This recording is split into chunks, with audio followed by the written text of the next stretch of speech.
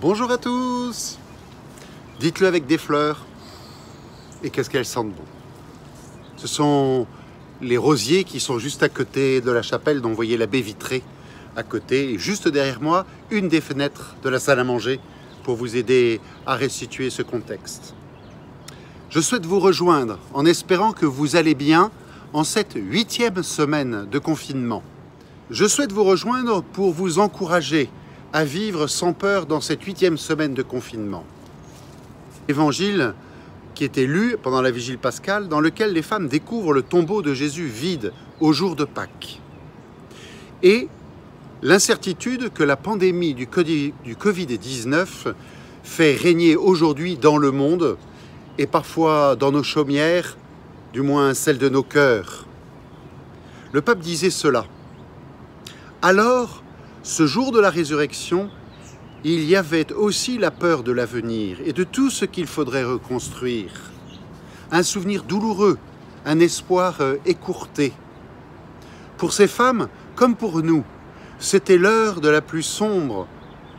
N'ayez pas peur, ne cédez pas à la peur. C'est le message d'espérance. Ce message, il nous est aussi adressé aujourd'hui. Ce sont les paroles que Dieu répète cette nuit même de Pâques, avait-il déclaré, en invitant les fidèles à être des messagers de la vie en temps de mort. L'obscurité et la mort n'ont pas le dernier mot, avait souligné le pape, avant d'ajouter « Tout ira bien ». Disons-nous avec ténacité en ces semaines, nous agrippant à la beauté de notre humanité, faisant monter du cœur des paroles d'encouragement. Mais avec les jours qui passent et les peurs qui grandissent, même l'espérance la plus audacieuse peut s'évaporer. Alors, frères et sœurs, dans et avec ce confinement, ce qui est en jeu, c'est notre relation personnelle à Dieu le Père, par le Christ Jésus, dans l'Esprit Saint. Ce qui est en jeu, c'est l'amour dans la foi que j'exerce envers le Christ Jésus qui m'a aimé et s'est livré pour moi, nous dit saint Paul. Ce qui est en jeu, c'est la façon dont je vis chrétiennement, c'est-à-dire avec le Christ Jésus. Ce qui est en jeu, c'est l'amour que nous avons les uns pour les autres, parce que c'est ainsi que l'on nous reconnaîtra comme disciples de Jésus, comme nous le dit Jésus, notamment dans l'Évangile selon saint Jean au chapitre 13, verset 35.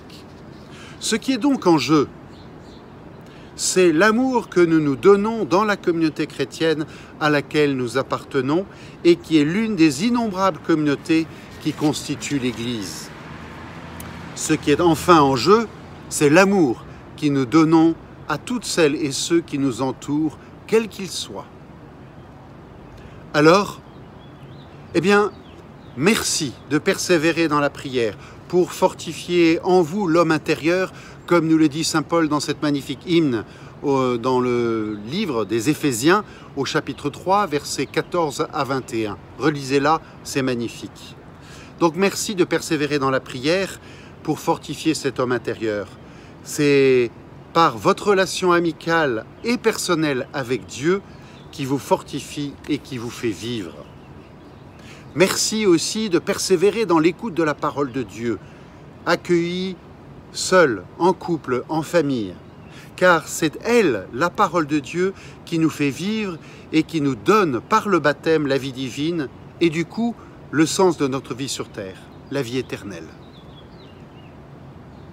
Merci aussi de votre charité que vous vivez en famille, dans votre relation professionnelle parfois aussi. Merci de votre charité que vous vivez en communauté paroissiale tout en étant à distance, en prenant des nouvelles des uns et des autres, en soutenant tel ou tel. Merci de votre charité que vous vivez à l'égard de celles et ceux qui ont besoin de notre soutien dans la communauté paroissiale, dans l'Église, dans la communauté des francophones de Washington et dans vos quartiers résidentiels. Chers amis, le temps d'adoration eucharistique qui vous sont proposés, ainsi que les confessions, sont des fortifiants qui nous permettent de puiser à la source de notre vie chrétienne pour mieux vivre notre baptême. Dans notre malheur, si nous pourrions dire que nous vivons un malheur, mais oui, nous le vivons, il nous est donné ce temps aussi, je pense, pour fortifier ce qui est essentiel dans notre vie chrétienne, pour que nous puissions retrouver plus tard le chemin de nos messes et de nos rencontres lorsque le temps nous le permettra. Nous pourrons retrouver le chemin du travail, de l'école, du lycée, de nos activités, de nos clubs, de nos groupes paroissiaux, de façon renouvelée, en ayant peut-être pris davantage la mesure de ce qu'est notre vie baptismale, de ce à quoi nos messes, nos rencontres nous mènent dans nos vies, c'est-à-dire la sainteté, la vie éternelle que nous portons en nous depuis le premier jour de notre baptême et qui attend qu'une seule chose, qu'elle se développe en nous. C'est ainsi que nous deviendrons des vrais saints authentiques de ce monde d'aujourd'hui, ici à Washington.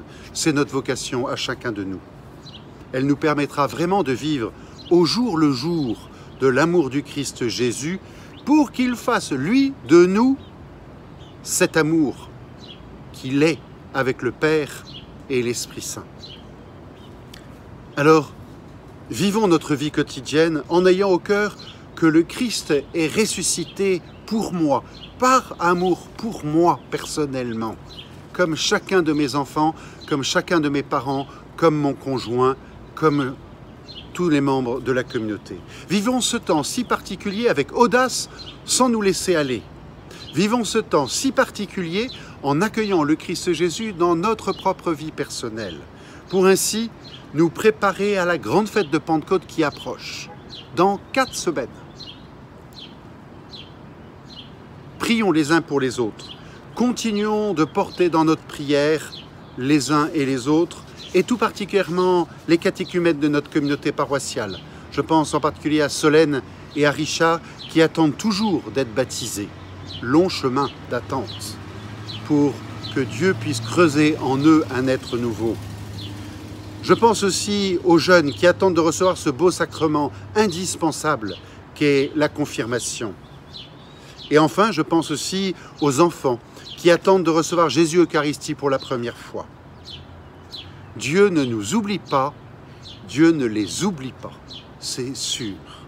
Dieu permet que durant ce temps de confinement, nous ayons le temps de creuser en nous notre grand désir de sainteté, notre désir personnel de Dieu, notre désir personnel de notre amitié profonde, réelle avec lui, même lorsque les agendas de la journée, et je pense tout particulièrement aux familles, sont si denses, avec la présence en permanence des enfants, la présence en permanence de son conjoint, de ses parents. Oui, que nous puissions nous convertir à lui, le Christ Jésus, dans l'Esprit Saint, plus pleinement, pour ainsi vivre davantage en vérité avec lui, au jour le jour, dans chacun de nos actes, de nos relations. Que nous puissions faire grandir en nous notre foi vive, qui transforme nos pensées, notre regard, notre volonté pour vivre pleinement.